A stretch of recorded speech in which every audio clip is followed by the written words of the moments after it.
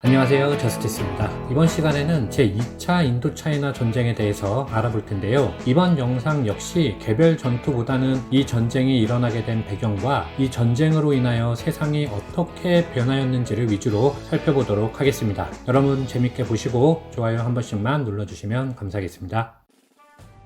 1964년 8월 4일 미국 대통령 존슨은 tonkin만을 순찰하던 미국 구축함 메독스호가 북베트남의 어뢰전 공격을 받아 반격을 가했다라고 발표하였습니다. 다음날 존슨은 의회에 전쟁권 부여를 요청하였고 의회는 승인하였죠. 공식적인 제2차 인도차이나 전쟁이 발생하였습니다. 하지만 전쟁이 진행 중이던 1971년 베트남에 파견가 있던 국방성 연구원 다니엘 엘즈버그는 뉴욕타임즈의 소위 펜타곤 문서라고 하는 국방성 기밀 문서를 폭로하였습니다. 그 주요 내용은 인도차이나에서 프랑스와 베트남 전쟁이 벌어졌을 때 미국 트루먼 행정부는 프랑스에 군사 원조를 하여 베트남 사태에 이미 관련이 되어 있고 1954년 아이젠하워 대통령은 공산주의 정권을 와해시킬 결심을 하였으며 케네디 대통령은 전임자에게 인계받은 제한적인 전쟁 전략을 대대적인 전쟁 개입 정책으로 전환시켰고 존슨 대통령은 비밀 전쟁을 공식 전쟁으로 전환하기 위한 계획을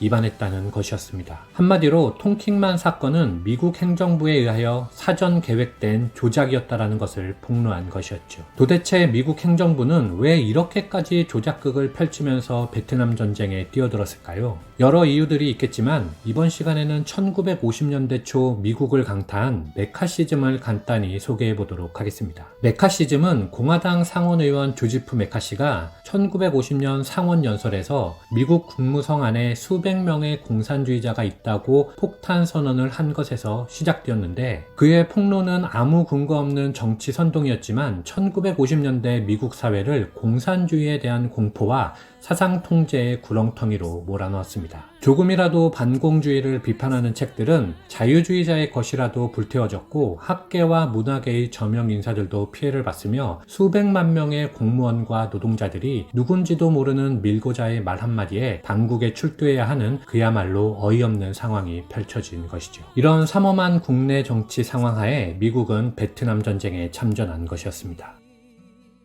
미국 정부는 제2차 인도차이나 전쟁을 전개하면서 이 전쟁은 북베트남의 침략으로부터 남베트남의 자결권을 수호하기 위한 정의로운 전쟁이라고 주장하였습니다. 하지만 이 전쟁은 19세기 유물인 제국주의 침략으로 시작되었기 때문에 미국은 한국전쟁 때처럼 유엔군을 끌고 들어갈 수 없었습니다. 미국의 대외 정책을 무조건 추종하는 나라들만 병력을 파견하였죠. 제2차 인도차이나 전쟁에서 베트남은 무장투쟁, 정치투쟁, 적군 설득이라는 세 가지 방법으로 세계 최강 미국을 격파하였습니다. 50만 미군은 한국, 뉴질랜드, 호주군과 남베트남 괴뢰군까지 거느리고 북베트남으로 진군하였습니다. 그들은 하노이를 비롯한 하이퐁, 남딘 등 경제 중심지를 폭격하여 그곳을 석기시대로 되돌려 놓았죠. 하지만 해방전선은 이것을 이겨냈습니다. 미군은 민병과 게릴라를 만났고 그들은 신출귀몰하게 미군 사이를 스며들며 전후방도 없이 뒤엉켜 기습공격을 벌였습니다. 전투거리가 수십 미터도 안 되는 상황에서 미군의 항공기와 포병은 속수무책이었죠. 그 상황에서 포격을 가했다가는 미군까지도 날아가기 때문이었습니다. 아울러 최고의 조종사가 모으는 최신형 전투기를 맨발의 민병들이 격추시키는 어처구니 없는 일들도 발생하였습니다. 아울러 해방전선은 미국 점령지 민중에게 정치투쟁을 호소하였고 이에 호응하여 노동자들의 파업과 시위가 꼬리를 물었으며 승려들이 지도하는 불교운동도 불붙었습니다. 특히 1963년 가을 사이공 거리에서 수천 군중이 지켜보는 가운데 티치 광뚝이라는 승려가 가부좌를 한 채 분신자결한 일은 미국 시민들을 전율시켰습니다. 미국 시민들은 베트남인들이 도대체 무엇 때문에 저렇게까지 처절한 저항을 하는지 의심하기 시작했죠. 당시 미국은 진보적인 백인 대학생들의 지원을 받으면서 마틴 루터킹 목사가 이끈 흑인 민권운동이 거세게 일어난 시기였습니다. 그들은 흑백 차별을 없애고 가난한 사람들에게 복지 정책 정책을 늘리라고 요구하였죠. 케네디 대통령이 약속한 복지 예산이 베트남인의 요구를 말살하는 데 흘러가 버리고 영문도 모른 채 죽어가는 흑인 병사들을 보자 드디어 흑인 민권운동은 반전 평화운동과 손잡게 됩니다. 미국인들이 비로소 메카시즘이라는 광기에서 벗어나 진실을 보기 시작한 것이었습니다. 미국 대통령 존슨은 토마토와 계란 세례 때문에 거리에 나갈 수 없었고 곳곳에서 시위가 발생하였습니다. 군사적 패배와 더불어 온 이 정치적 위기는 미국이 베트남에서 손을 떼게 한 중요한 요인이었습니다. 한편 무차별적인 네이팜탄의 공격에 경악한 유럽의 청년들 또한 제국주의적 자본주의의 허상을 질타하며 반전운동에 뛰어들었습니다. 프랑스에서는 1968년 2월부터 대학생들이 대규모 반전 시위를 하며 2차 대전 후부터 쌓여온 제국주의에 대한 환멸을 6.8운동을 통하여 폭발시켰고, 이는 1969년 4월 기존 질서의 상징 드골 대통령의 사임으로 이어지게 됩니다. 같은 시기 독일에서도 폭발적인 연설력을 가진 루디 두치케가 등장하여 반전운동을 주도하며 독일 6.8운동이 촉발되었습니다. 독일 정부가 긴급조치법으로 대항하자 제야운동의 한계를 인식한 혁명 세력은 적군파를 조직하여 무장투쟁으로까지 번지게 되었죠.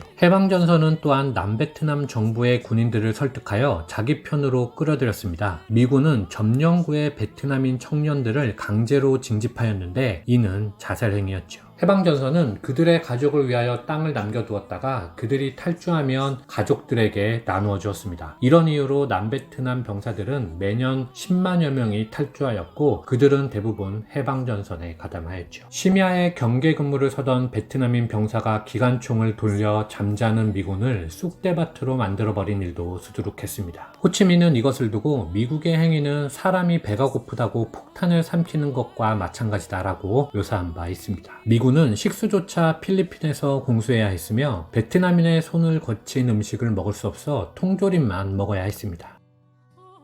1970년 마침내 닉슨은 미국의 국력에도 한계가 있다며 한 발 뒤로 물러섰고 30여 년간 고집해온 냉전 체제를 일부 포기하고 대탕트를 추구하며 1972년 중국과 소련을 방문하였습니다. 그리고 1973년 세계 최강의 군사력과 경제력을 자랑하는 거인은 만신창이가 되어 보잘것없는 약소국과 협정을 맺고 물러서겠다고 약속하였죠. 1973년 1월 파리에서 미국, 북베트남, 남베트남 해방전선의 사자가 평화협정을 체결하였고 미군은 8천여 명의 군사 고문만 남긴 채로 철수하였습니다. 철수 후에 발생한 남베트남과 북베트남 해방전선 간의 내전 결과 북베트남과 해방전선이 1975년 봄에 사이공을 점령하였고 이를 호치민시로 이름을 바꾼 후 총선을 통하여 베트남 사회주의 공화국이 설립되면서 베트남 전쟁은 종료되었습니다. 베트남 전쟁은 우리에게도 아픈 기억입니다. 5,000명이나 되는 청년들이 죽었고 10만여 명이 부상을 입었으며 미국이 뿌린 고엽제 때문에 뒤늦게 병상에 눕거나 유전병에 걸린 군인들도 수없이 많이 있습니다. 하지만 다른 한편으로는 전쟁이 끝나자 우리 군대와 기업들이 한국 남자와 결혼해 살던 베트남 여성들을 모두 버리고 황급히 빠져나오기도 하였죠. 그곳에서 버려진 아이들이 이제는 모두 성인이 되었고 그 수가 3만 명을 넘는다고 합니다. 베트남 전쟁이 우리에게도 크나큰 상처였고 지금도 상처이지만 베트남과 진정한 친구가 되기 위하여 이 문제에 대한 우리들의 진중한 자세가 필요할 것입니다. 시청해주셔서 감사합니다.